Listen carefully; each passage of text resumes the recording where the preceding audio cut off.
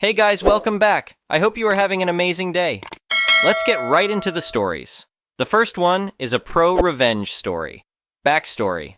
My pops, Rick, is an assistant principal at a high school. It's his second year now at this new school. Way better than the last dump he worked at.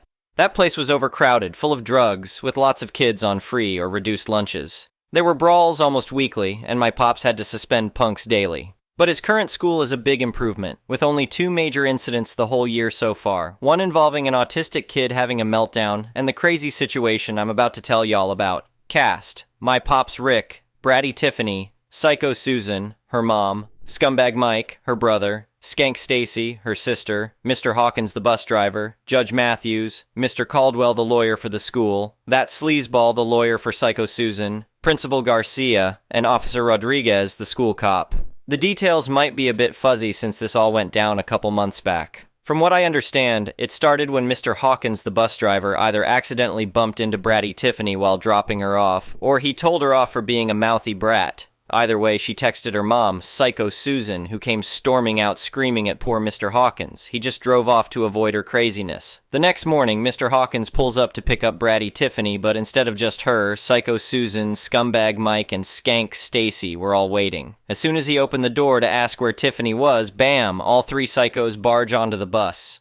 Tiffany's a junior, her brother Mike is like 22, and her sister Stacy is in college, so they're all grown adults acting insane. They start cussing out Mr. Hawkins, threatening him, hurling slurs. It was terrifying for the kids on the bus. As soon as the Psycho family got off, Mr. Hawkins floored it to get away. Here's the brilliant part those idiots missed. Every bus in the county has 4 HD cameras with audio picking up everything. It was all recorded in glorious detail. Poor Mr. Hawkins dropped the kids off at school, then headed straight to the office.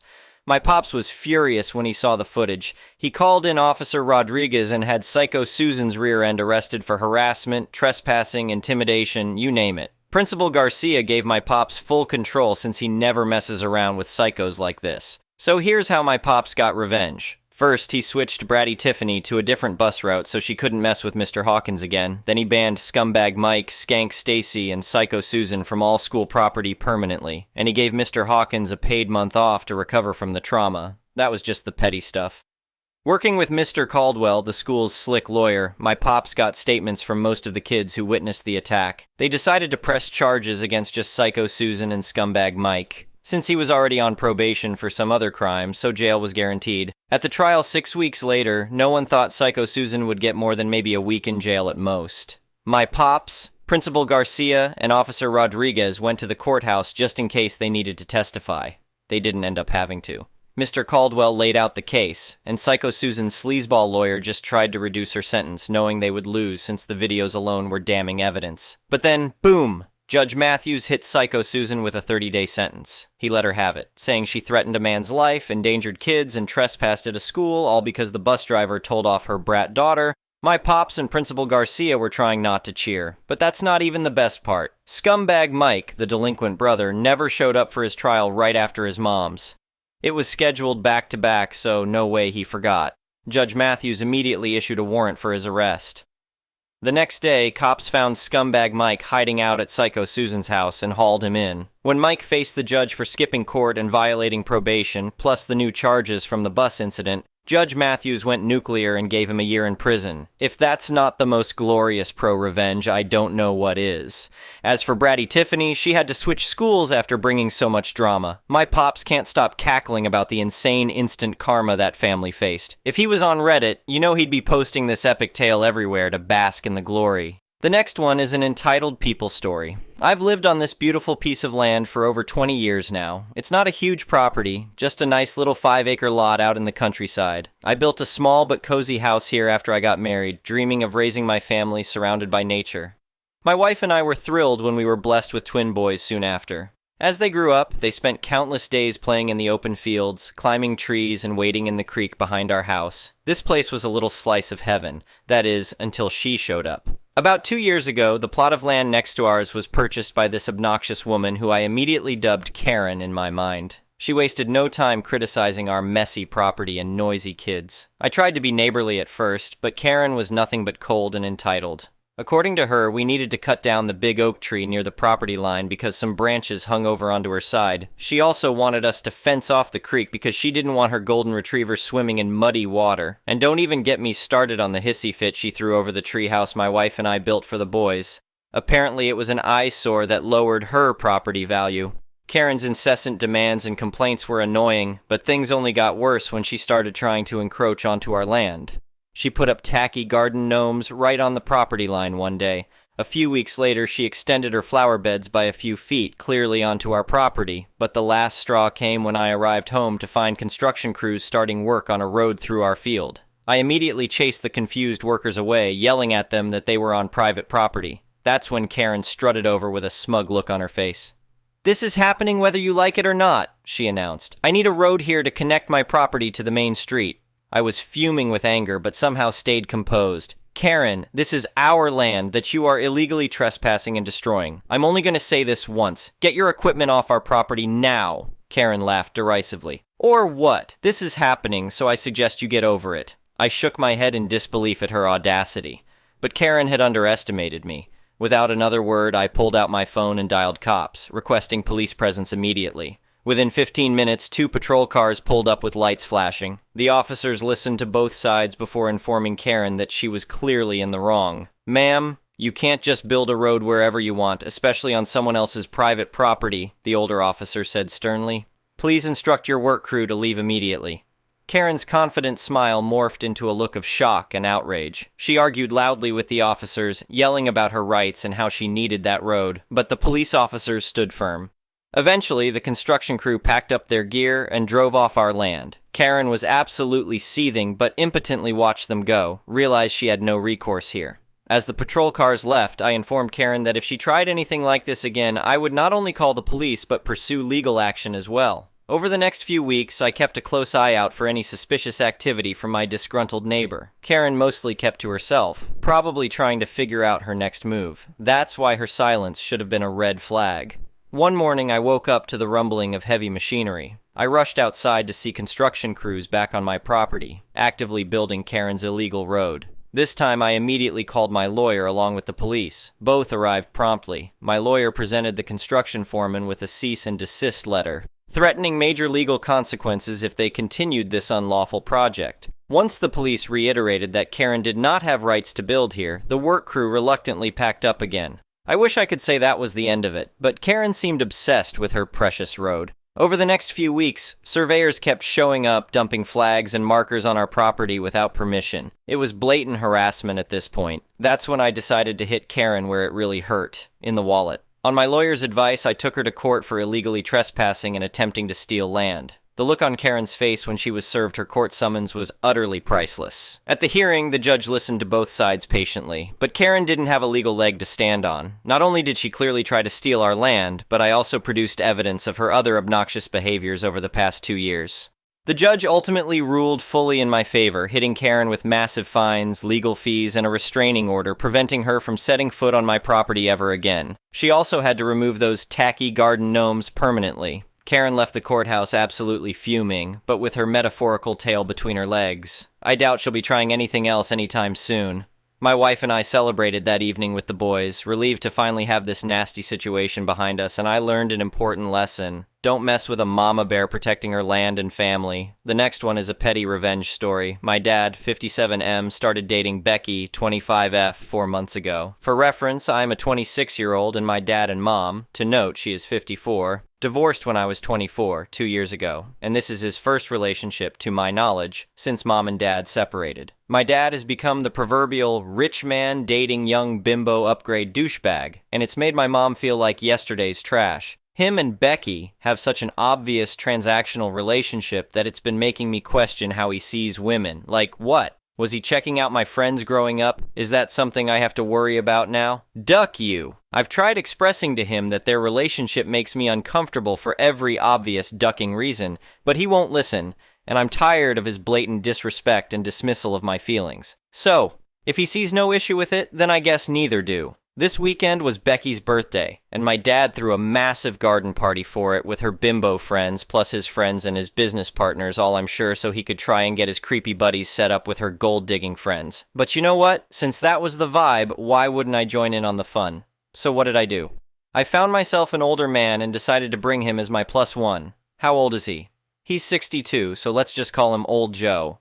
Only fitting if his girlfriend is younger than me. That my new boyfriend be older than him. So the party starts, I'm on my best behavior with him and all his friends, acting like I support it all when I leave to get my new guy because he just arrived. It was honestly art coming back up to him and all his friends sitting together at the main table, the birthday girl basically hanging all over him, to introduce them all to my old-ass boyfriend. Wish I took a photo of their faces. What's wrong, Dad? You don't look so good. Becky, you should get his heart medication. This party might be too taxing on him. And then I sat on Old Joe's lap. I made sure to be as shameless as his new girlfriend, and yes, I felt disgusting doing it. But it was ducking worth it to watch my dad basically throw Becky off of him, which ruined her special day. I cannot express how satisfying it was to watch him fume from across the table. But what was he going to say? And the best part? One of his partners knew Old Joe. They were golf buddies.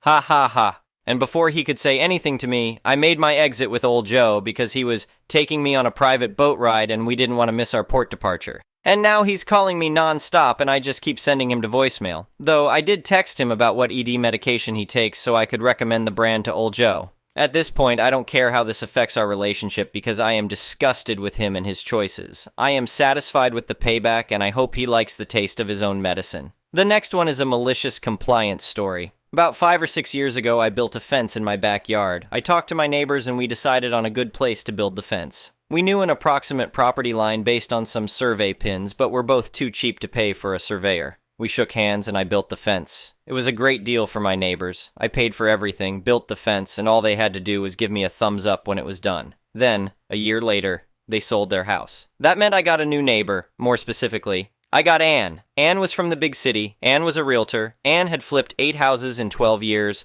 Ann loved this new house and planned on staying for a long time, and Ann had a dog. Razzie was a German Shepherd mix that spent most of the day outside while Ann went to work. Razzie was aggressive towards children, animals, insects, and any plants that waved in the breeze. Razzie also, as Ann once told me, loved to chew on furniture. That's why Razzie stayed outside so much.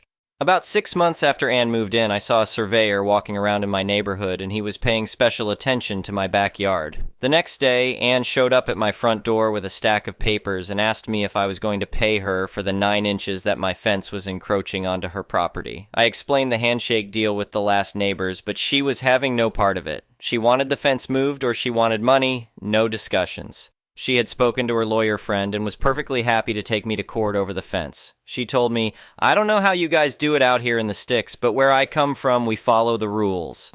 So I got rid of the fence. The next day, I unscrewed the horizontal rails from the brackets, stacked the fence panels up against my garage, and pulled up the fence posts with my work van. About a week later, Ann shows up at my front door again. She wants to know when I'm going to be building a new fence. Turns out, without my portion of the fence, she has not been able to let Razzie out unattended for fear that he will run away, attack something, or get hit by a car. She also told me she can't keep him in the house all day while she's at work anymore. Her furniture and carpet are all but ruined. I told her, "Well, Ann, I'm not going to be rebuilding the fence. I don't want any legal trouble, and the best way to stay out of trouble is to not build near your property." The look on her face was priceless. I thought she was going to cry. She probably did when she got back home. She tried to protest, saying that she really needed the fence back and she would even help pay for the new one. She told me how much she loved the style and aesthetic of the old one. It was just the location that she had a problem with. I stood firm. There would be no new fence. She never got a fence. She made half-hearted attempts to put up some bamboo fencing, but Razzie tore through that stuff like wet newspaper. Eventually, I sold my place and moved away. I took the old fence panels with me and I still look at them every day when I let my dog out in the morning. The next one is an entitled people's story. I was flying from Fort Lauderdale to Jacksonville about 20-ish years ago. Any quotes I make are a reasonable facsimile of what was actually said 20-some-odd years ago. Your mileage may vary. Batteries not included. See dealership for details. Small regional airline. puddle jumper plane, single seats down one side, double seats down the other. This was back before airlines charged you for the audacity of desiring to breathe while in their tin cans, and since I was booking pretty far ahead of time, I was able to select a seat on the left side, single seats, of the aircraft. Now, being 6'4" and having flown numerous times, I know that the exit row is the primo seat unless you're paying for first business class. And I also know that arriving early and asking politely at check-in more often than not gets you that sweet extra legroom as long as it's available. So I show up a couple hours early, unfamiliar airport, and this was shortly post 9/11, so security was a much longer process to get through. Go to check-in counter, ask the nice lady if there was any chance of getting the exit row, and sure enough, polite one again. And doubly so, because I not only got the exit row, but I also got to stay on the same side of the plane, which means no one to bump elbows with. Jackpot. Make my way down to the gate, and soon enough, it's time to board our flight. Pre-boarding passengers first, then the rest of us cattle. Single-class cabin, so pre-boarding was supposedly only for those needing extra time. I make my way down to my prize, only to find someone is sitting in it. I'm annoyed, but not overly so. Could just be an honest mistake. Sir, I'm sorry, but I think you might be in my seat. And show him my boarding pass. Duck you! Not exactly the reply I was expecting.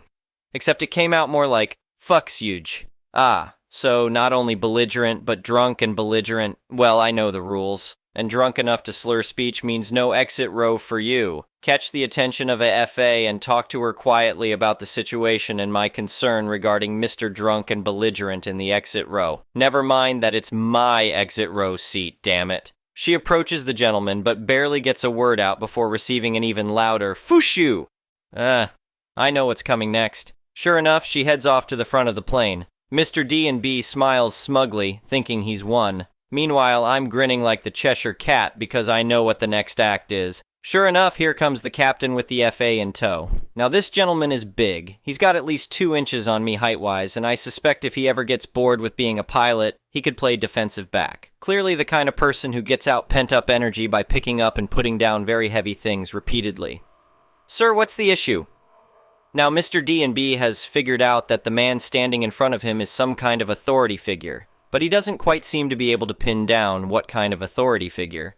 But in a slightly less drunk corner of his mind, he knows uniform, and he knows big. So instead of a repeat of what the FA and I got, the captain gets some drunken warbling about it being his seat and that I was mean, or something, because I wanted to take it away from him, and that the lady over there, as he points about 2 feet to the left of her, was mean too, or something. The captain, meanwhile, takes one look at the FA, then back at Mr. D&B. Sir, have you been drinking? 2 beers!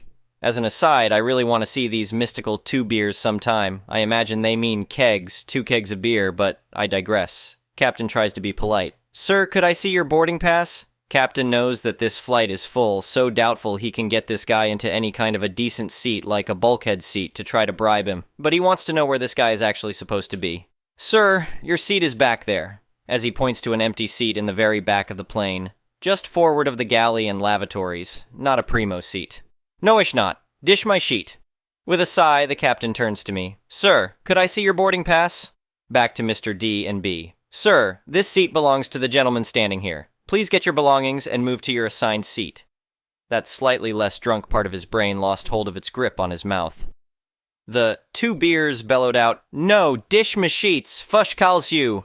I'll be honest, the captain was not expecting this, and then I see a vein throbbing on the captain's forehead that could have doubled as a garden hose. He pointed at me. Sir, please come with me, spun on his heel and walked toward the front of the plane. At this point, he just wants to separate Mr. D&B from those he thinks are mean. Once we're out of his earshot, he looks at the FA and asks her to call the airport police to escort the gentleman off the aircraft. I glance back, and Mr. D&B is smiling smugly again, thinking he's somehow won. That smile lasted about 7 more minutes, until the local gendarmes arrived to inform Mr. D&B that he can either walk off the plane under his own power, or he could be cuffed and assisted off the plane. I will credit the cops, they had much more patience than I had. About 5 minutes of drunken whinging about everyone being mean and it being his sheet. Eventually, they too lost patience, and then the silver bracelets came out and off they went, with our drunk friend now protesting loudly that the cops were mean. Thank you for watching. I would really appreciate it if you could like the video and subscribe to our channel if you haven't already. We'll see you again tomorrow.